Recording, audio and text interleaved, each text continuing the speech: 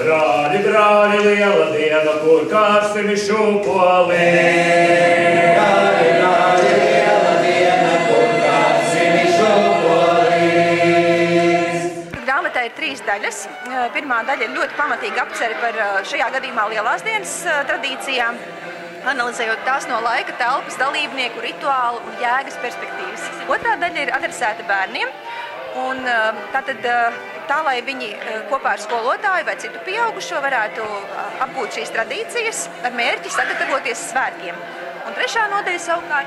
Trešā nodaļa ir rakstīta sākumskolas skolotājiem, lai viņi varētu ieraudzīt, kā šīs lieldienas svinības var savietot ar mācību procesu. Ar mācībām skolā, lai nav tagad jāmeklē laiks, lai speciāli kaut ko tur darītu svētkiem, bet viņi var skolas ikdienas dzīvē kopā ar bērniem sagatavoties svētkiem, un tad ir visiem kopā skaisti svētki, un pie viena bērni ir iemācījušies ļoti daudz.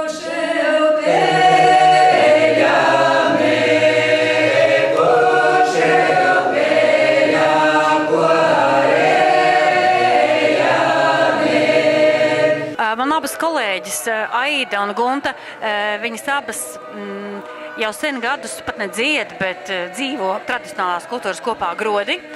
Un viņas visas šīs tradicionālās tradīcijas pašas kopī un pašas regulāri piedzīvo, un tā kā tā ir viņu dzīve. Tādēļ arī var teikt, ka tā grāmata ir rakstīta ne tikai kā vēsts pētniecības projekts, tā kā no ārpuses, bet viņa ir rakstīta tā kā no iekšpuses. Senču gari noteikti mums palīdzēja, jo, lai taptu kāds darbs, un sevišķi šāds apjomīgs un par tautas gara mantām veltīts darbs, tad piedalās ne tikai redzamie spēki, bet arī neredzamie un dažādas apstākļu sakritības un dažādas neizskaidrojamas lietas.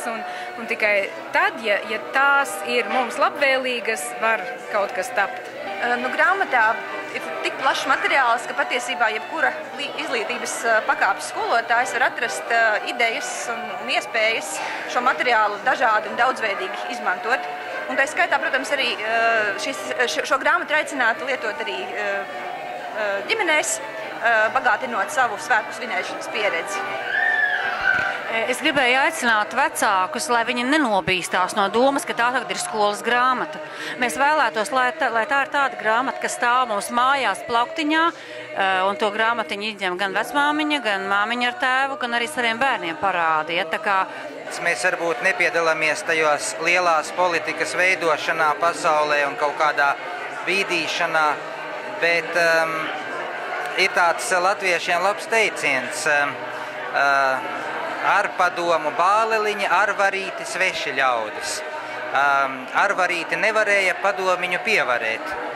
Respektīvi, latvieši glabā savā atmiņā, gan tādā tīri, tādā aktuālajā atmiņā, gan arī varbūt tajā zemapziņā glabā ļoti būtiskas vērtības.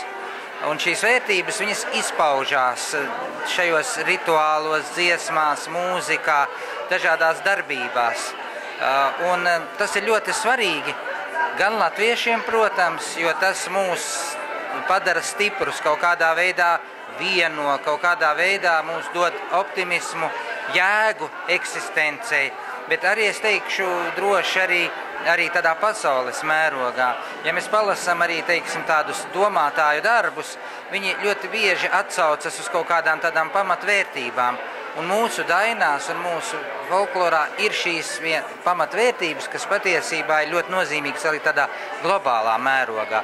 Un, ja mēs runājam tieši par šo grāmatu, te gan jārunā par abām jau, par Ziemassvētkiem, par šo lielo dienu, faktiski jāteic, ka tas ir tāds vēl nebijis izdevums par šīm te tradīcijām, jo viņš satur ļoti daudz šī informācija, kas ir saistīta ar jēgu un nozīmi, kāpēc vispār kaut kas tāds ir jādara. Un šajā grāmatā tas ir skaidrots, un tāpat laikā tas ir arī sajūgts kopā ar šīm praktiskajām darbībām. Līdz ar to, es domāju, viņi tieši tādam mūsdienu cilvēkam, kas vairs nav tiešais tradīciju mantinieks, viņi ir ļoti svarīgi un ļoti daudz spēj dot. Šī jau ir šī cikla Saules gads otrā grāmata. Pirmā grāmata bija veltīta Ziemassvētku tradīcijām, un ar izdevniecības zvaigznes atbalstu mēs šobrīd esam tikuši pie otrās daļas, Lielās dienas. Mūsu idejas šo darbu turpināt arī jau virmo gaisā, tā kā turpinājums sakos.